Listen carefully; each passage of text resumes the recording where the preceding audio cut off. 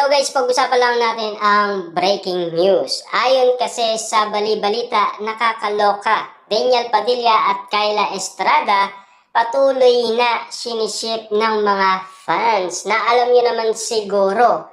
Basta't masilayan lang nila, sina Daniel Padilla at Kyla Estrada ang tingin nila magjowa na umano. At lalo-lalo na, ang mas gusto nila ngayon, ikasal na sina Daniel Padilla at Kyla Estrada. Kung mapapansin ninyo, no, sina Alden Richard at Catherine Bernardo, noong sila ay nagpo-promote ng kanilang movie at ang sigawan ng mga fans, ikasal na umano sina Alden Richard at Catherine Bernardo. At sila pa ang sasagot, lalong-lalo na pati sa reception. Grabe nga naman kasi ang mga fans, 'di ba? Kasi ayaw na talaga nilang magkaiwalay umano ang kanilang iniidolo. Lalong-lalo na ngayon sina Daniel Padilla at Kyla Estrada.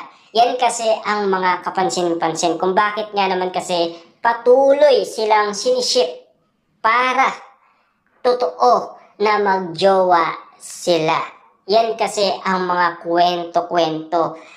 Dahil yan ang mga pinagkakaguluhan at pinagpepestaan. Dahil sa mga iba't ibang galawan ni Daniel Padilla at Kyla Estrada. Dahil marami na silang beses lumabas, kumain sa restaurant, nag-travel kung saan-saan, at lalong-lalo na sa kanilang shooting na ginagawa ngayon. Kaya nga naman kasi katakataka lahat ng mga napapansin at nakikita ng iba't ibang mga netizens. Aminado na tayo doon kasi alam nyo naman, kinikilig sila dahil in love sila.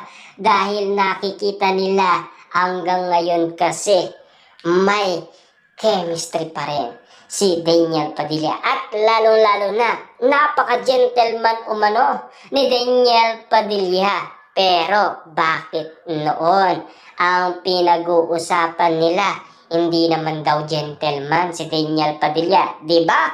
Kinukumpara pa sina Daniel Padilla at Alden Richard. Kita niyo naman kasi maraming nasilip umano ang iba't ibang mga netizens sa hindi nagawa ni Daniel Padilla na ginagawa ni Alden Richard. Kung papaano niya alagaan ng mabuti si Catherine Bernardo. Siyempre, alam niyo naman siguro, matagal-tagal din inalagaan niya ni Daniel.